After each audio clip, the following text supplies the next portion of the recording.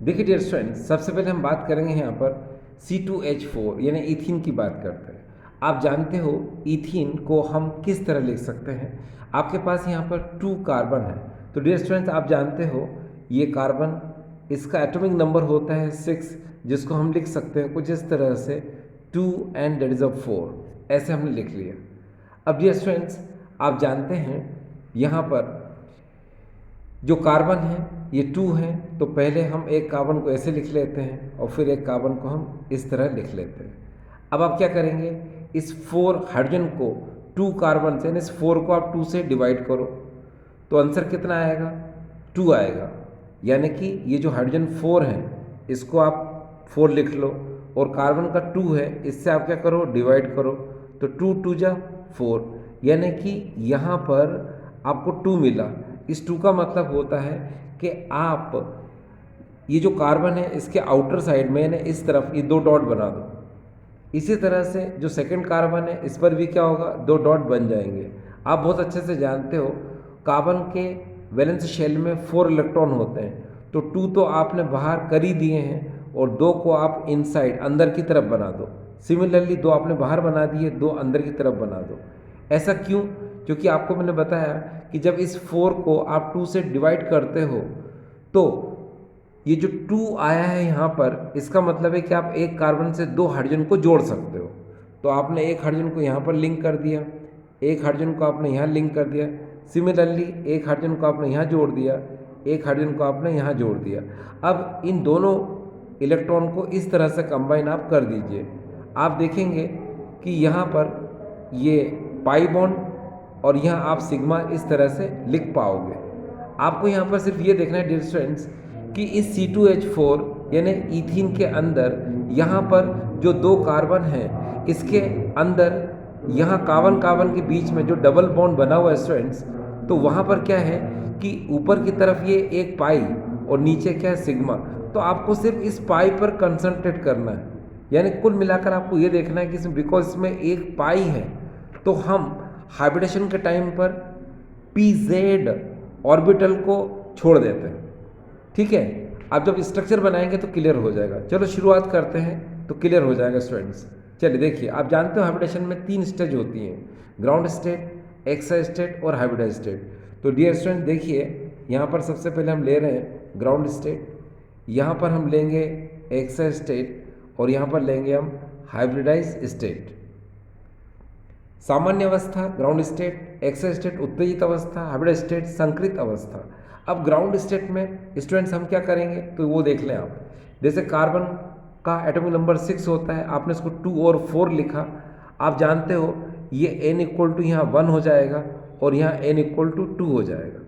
ठीक है, आपको क्लियर नहीं हो पा रहा तो मैं और क्लियर कर दूँ। जैसे कार्बन का एटॉमिक नंबर 6 होता है तो उसको हम क्या लिखेंगे, 2 एंड दैट इज़ अ 4।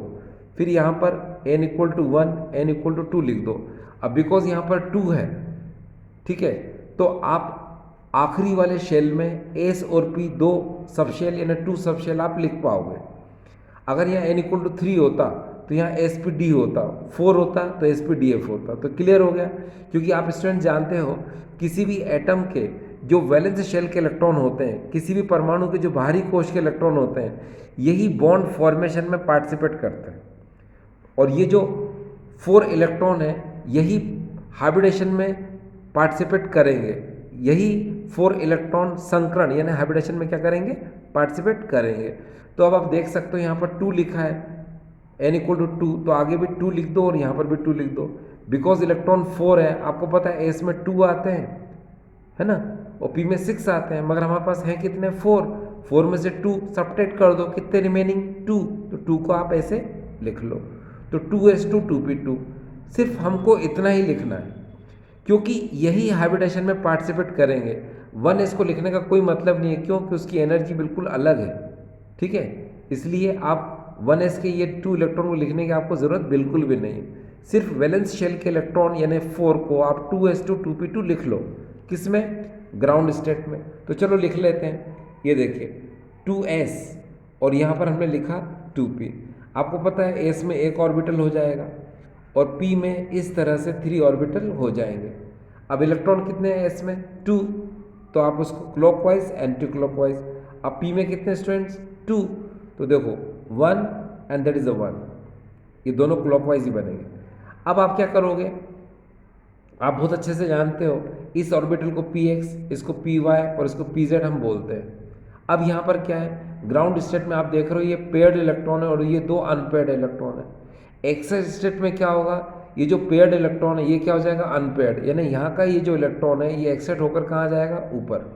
तो देखिए यहाँ पर बचेगा अब सिंगल इलेक्ट्रॉन लाइक दिस, और यहाँ पर हो जाएंगे 3 इलेक्ट्रॉन कुछ इस तरह से, ये देख रहे हैं आप, ये यानी जो एंटी क्लॉकवाइज था एनर्जी लेकर के ये क्लॉकवाइज में कन्वर्ट हो गया। अब आप क्या करोगे, आपको पता है ये 2s है और यहाँ पर ये 2p है, इसको क्या बोलते हैं स्टूडेंट्स, इसको हम लोग बोलते हैं px, इसको बोलते हैं py और इसको हम लोग बोलते हैं pz।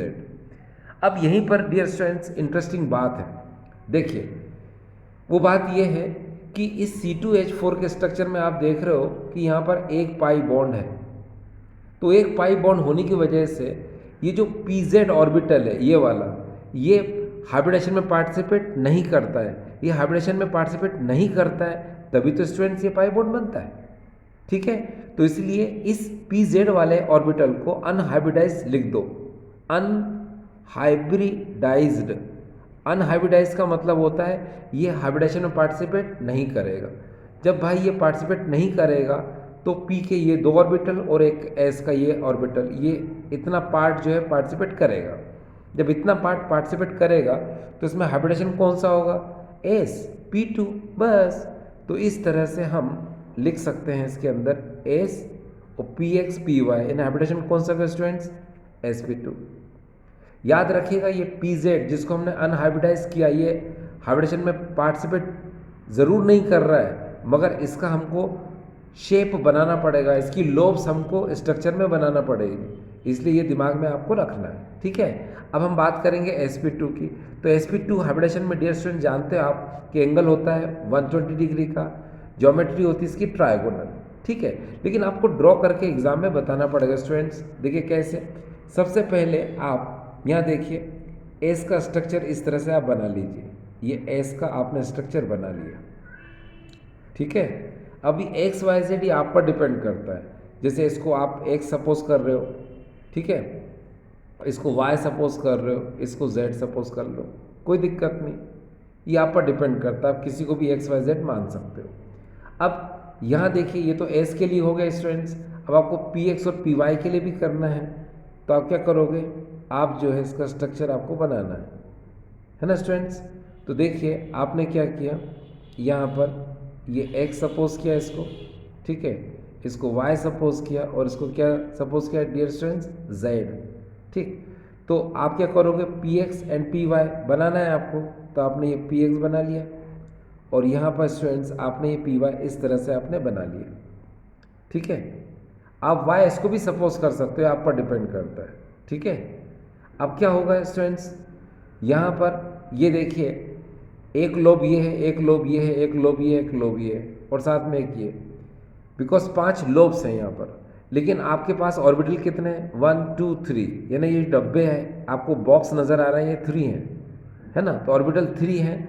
तो इन सभी लोब्स में से आपको 3 जो है लाइव रखना है, जिंदा रखना है, बाकी सबको आपको मारना है। तो आप कैसे जिंदा रखोगे, देख लीजिए, बता दें आपको, that is a 1, that is a 2, and here there is a 3 and there बच्चास that is a S character है, आप इसको ऐसे भी कर सकते हो। देखिए स्टूडेंट्स यहाँ पर आपको ये थोड़ा सा स्ट्रक्चर अगर अलग लगा हो तो आप इसको ऐसे भी सपोज कर सकते हो। देखो यहाँ पर मैं एक चीज़ और क्लियर कर दूँ कि ये एक्सिस हैं, ये हम पर डिपेंड करता है, हम कुछ भी मान सकते हैं, जैसे ये एक्स इसको मान लो, इसको वाई मान लो, इसको जेड मान लो, तो क्या हो जाएगा, ये पी एक्स ऐसे हो जाएगा, पी वाई ऐसे हो जाएगा स्टूडेंट्स। तो ये हम पर डिपेंड करता है, हम कैसे भी सपोज कर सकते हैं, ठीक है। तो ये स्ट्रक्चर आपने देखा स्टूडेंट्स, ये जो ट्राइगोनल ज्योमेट्री आई ये सिंगल कार्बन के लिए, यानी इस कार्बन के लिए, इस कार्बन की बात करेंगे तो भी उसके लिए ऐसी ही आएगी। अब मान लो यहाँ पर हमारे पास कितने कार्बन स्टूडेंट्स, 2 कार्बन है। तो पहले अगर हम फर्स्ट कार्बन की बात करें तो उसका शेप कैसे आया, ऐसे। अगर हम सेकंड कार्बन की बात करेंगे उसका भी ऐसे ही आएगा।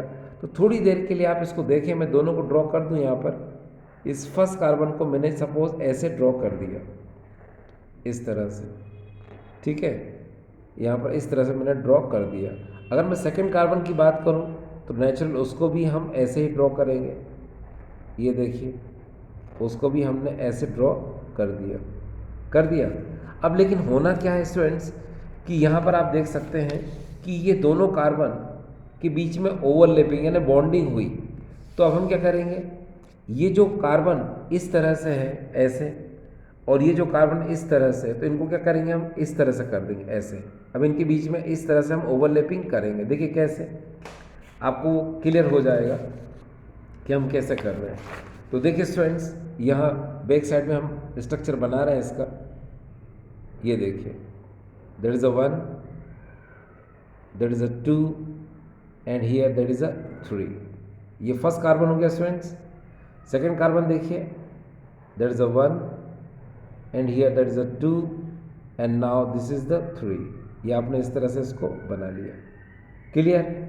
अब स्टूडेंट्स आप यहाँ पर ये देखिए कि ये जो C2H4 है, इसमें आप देखिए कि एक कार्बन से 2 हाइड्रोजन लिंक है, इधर भी एक कार्बन से 2 हाइड्रोजन लिंक है। आप जानते हो हाइड्रोजन का शेप जो होता है वो स्फेरिकल होता है, ठीक है। और हाइड्रोजन को छोड़ दिया जाए तो बाकी अदर एलिमेंट्स का जो शेप होगा वो क्या होगा, डबल शेप होगा, ठीक है। तो अब हम क्या करेंगे स्टूडेंट्स कि यहाँ पर ये तो कार्बन हो गया, यहाँ पर ये देखिए यहाँ कार्बन लिख दिया, ये कार्बन। अब हमको हाइड्रोजन को लिंक करना है तो हम एक स्फेरिकल इधर हाइड्रोजन बना लेंगे और एक स्फेरिकल हम इधर बना लेंगे। सिमिलरली एक स्फेरिकल हम इधर बना लेंगे, एक स्फेरिकल स्टूडेंट्स हम इधर बना लेंगे। बना लिया। अब स्टूडेंट्स आपको पता है एक बात कि ये देखिए हाइब्रिडेशन के अंदर यहाँ पर आपने PZ इस इलेक्ट्रॉन को आपने अनहाइब्रिडाइज कर दिया, यानी इस ऑर्बिटल में जो PZ ऑर्बिटल नज़र आ रहा है इसमें जो इलेक्ट्रॉन है इसको आपने अनहाइब्रिडाइज कर दिया। तो इसका P ऑर्बिटल का है तो इसका भी क्या होगा स्टूडेंट्स, डबल शेप बनेगा। यानी हमको Z एक्सिस पर इसको बनाना पड़ेगा।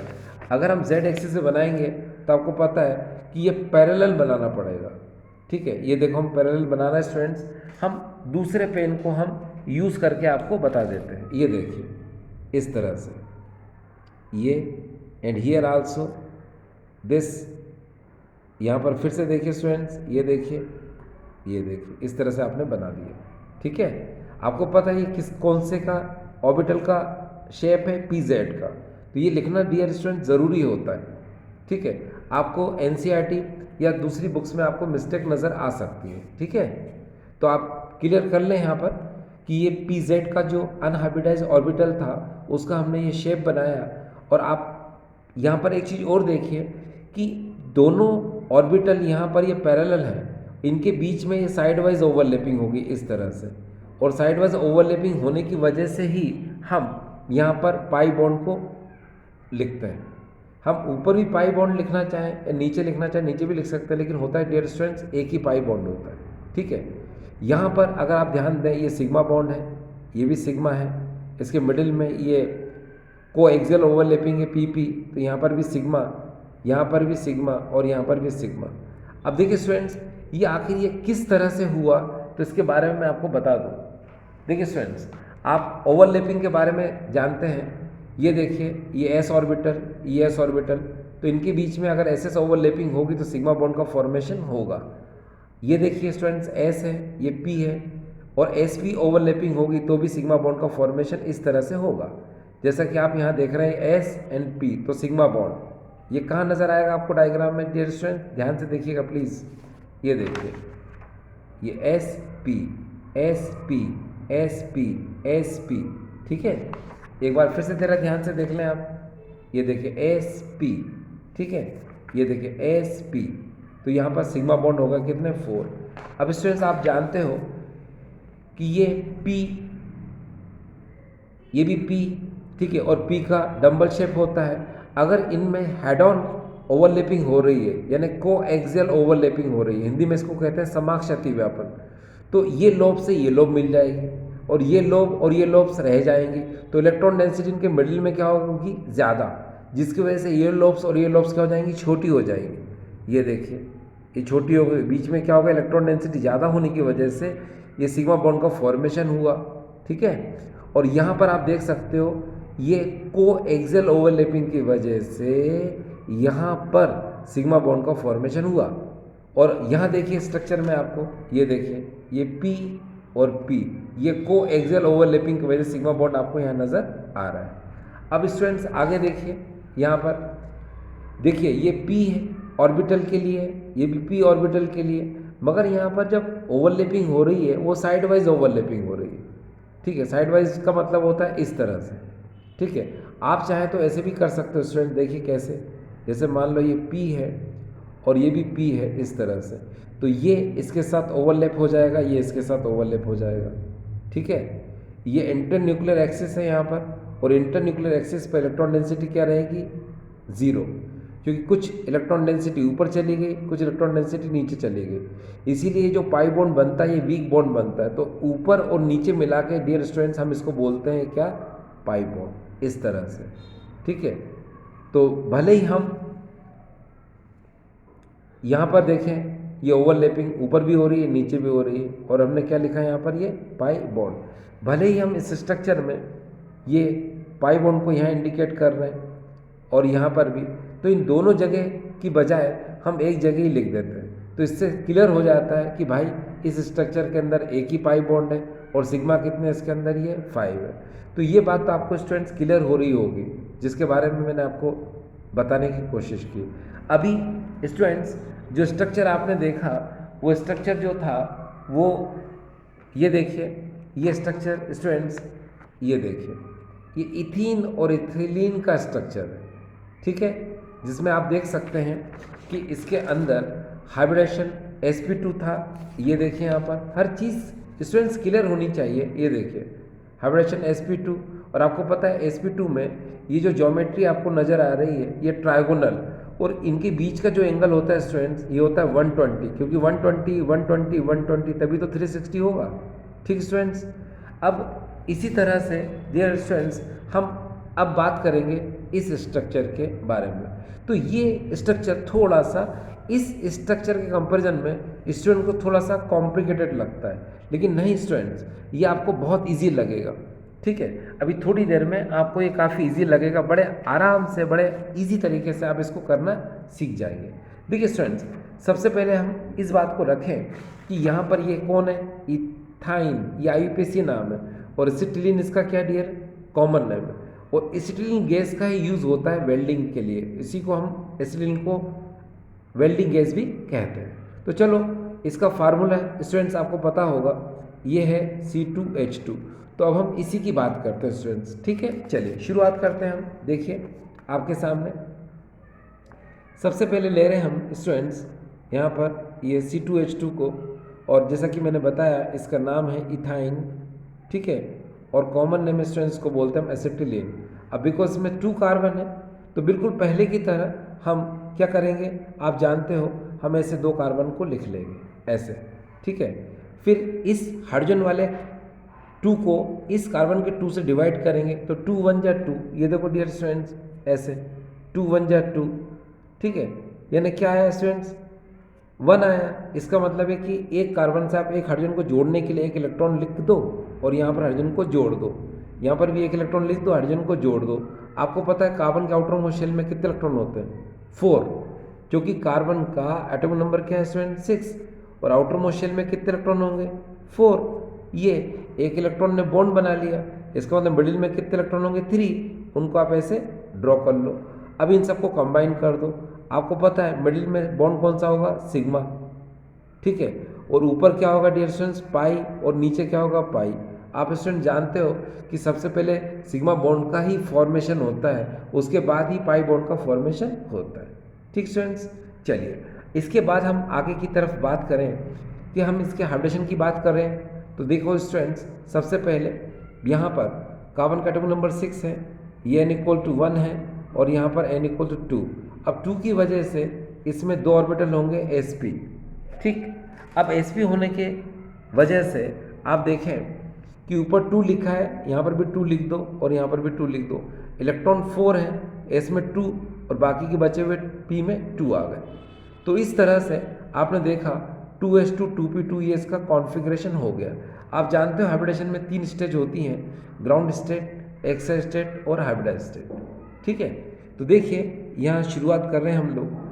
हमारे सामने है ये ग्राउंड स्टेट इस तरह से, और यहाँ पर है ये एक्साइटेड स्टेट, और यहाँ पर स्टूडेंट्स ये है हाइब्रिडाइज स्टेट।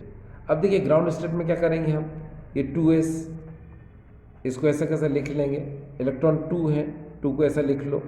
फिर यहाँ पर 2p, p में आपको पता है 3 ऑर्बिटल बनेंगे इस तरह से, मगर उसमें इलेक्ट्रॉन 2 है तो उन 2 इलेक्ट्रॉन को इस तरह से लिख लो। अब एक्साइटेड स्टेट में क्या होता है, ये जो पेयर्ड इलेक्ट्रॉन है ये अनपेयर्ड हो जाता है, यानी ये वाला इलेक्ट्रॉन एनर्जी लेकर यहाँ पर आ जाता है। अब देखिए यहाँ हो जाएगा 1 और यहाँ पर हो जाएगा स्टूडेंट्स 3। ये देखिए 1 2 3, ये हो जाएगा 2s and that is 2p। ठीक है स्टूडेंट्स, आपको पता है ये px है, ये py है, और ये क्या है pz। अब यहीं पर आपको डियर स्टूडेंट ध्यान देने की ज़रूरत है। यहाँ पर आप ध्यान से देखें कि इस स्ट्रक्चर में कितने पाई है, बिकॉज 2 पाई है, तो 2 पाई होने की वजह से आप ये pz और py इन दोनों ऑर्बिटल को ड्रॉप करना पड़ेगा। ठीक है, क्यों? क्योंकि ये अनहाइब्रिडाइज ऑर्बिटल है, ये हाइब्रिडेशन में पार्टिसिपेट नहीं करते हैं, ये अनहाइब्रिडाइज ऑर्बिटल ही तो पाई बॉन्ड का फॉर्मेशन करते हैं। ठीक है, तो इसलिए हम इस pz वाले को, ध्यान रखिएगा स्टूडेंट्स, pz वाले को हम लिख रहे हैं यहाँ पर अनहाइब्रिडाइज्ड, ये हमने लिख दिया अनहाइब्रिडाइज्ड। सिमिलरली जो py है इसको भी हम लिख रहे हैं अनहाइब्रिडाइज्ड, ये देखिए इसको भी हमने लिख दिया अनहाइब्रिडाइज्ड।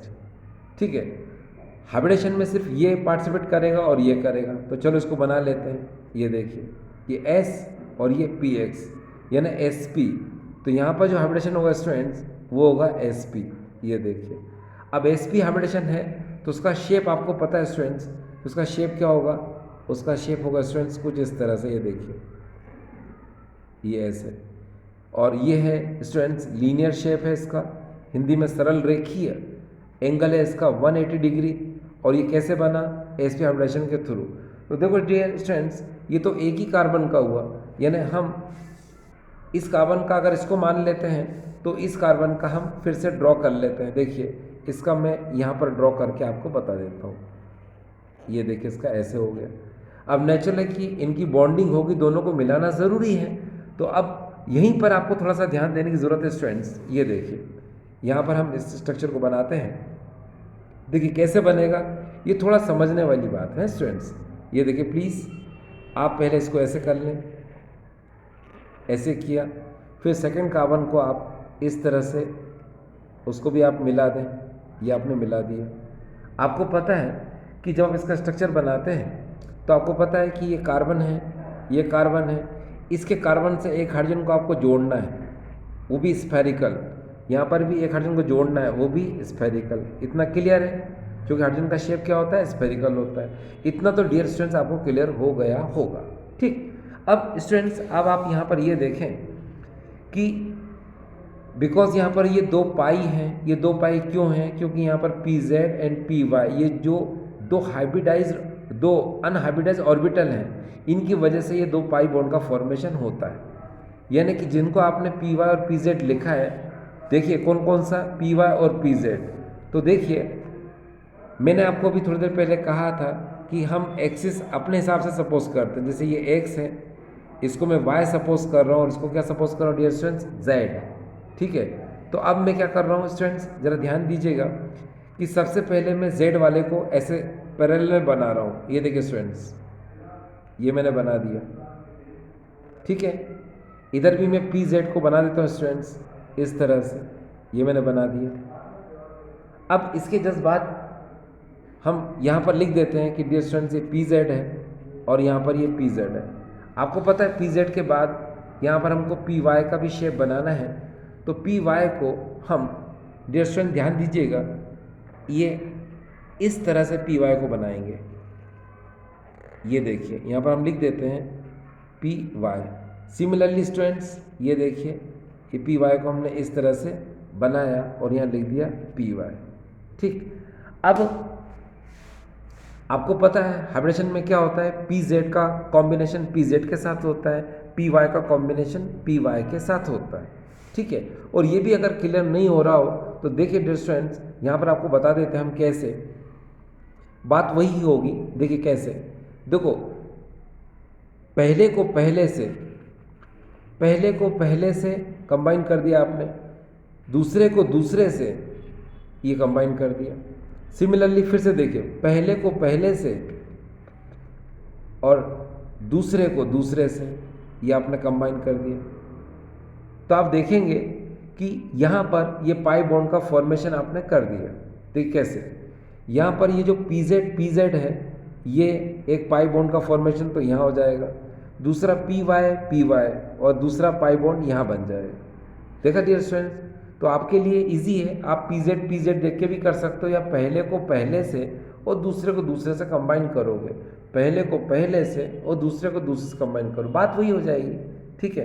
तो आपने क्या देखा स्टूडेंट्स कि यहाँ पर अभी तक दो पाई बॉन्ड का फॉर्मेशन हुआ। अब सिग्मा की बात करते हैं तो देखिए ये एस पी एक सिग्मा ये है, एस पी एक सिग्मा ये है, और ये पी पी को एक्सियल है ये, तो एक सिग्मा डियर स्टूडेंट्स यहाँ पर है। और ये दो जो पाई बने थे ये और ये, ठीक है, ये पैरेलल ऑर्बिटल है यहाँ पर, इसकी वजह से इनका पाई बॉन्ड का फॉर्मेशन हुआ, ठीक है। तो यहाँ पर पाई कितने हो गए डियर स्टूडेंट्स 2 और सिग्मा कितने हो गए स्टूडेंट्स यहाँ पर 3, ठीक है। अब इसके बारे में आपने पूरा जान लिया डियर स्टूडेंट्स। देखिए कैसे, लीनियर ज्योमेट्री इसकी, एंगल 120 डिग्री है, ठीक है। ये जो ज्योमेट्री आपको नज़र आ रही है रियल में आप चाहो तो ऐसे भी कर सकते हो, ठीक है। एंगल कितना हो जाएगा स्टूडेंट यहाँ पर 180, ठीक है। तो ये बात बिल्कुल क्लियर हो गई। अब आपने इसको डियर स्टूडेंट्स देख लिया होगा यहाँ पर क्या कि इसका ज्योमेट्री हमने कैसे बनाया। तो आई होप डियर स्टूडेंट्स आज का वीडियो आपको ठीक लगा होगा। और यहाँ पर एक बार फिर से देखें स्टूडेंट्स, ये वही शेप थे जिनके बारे में क्यूरियोसिटी थी कि आखिर ये किस तरह से इनका ज्योमेट्री हमने बनाया। तो ये वाला भी आज हमने स्टूडेंट्स पढ़ लिया और ये वाला भी डियर स्टूडेंट्स हमने आज स्टडी कर ली, ठीक है। Thank you.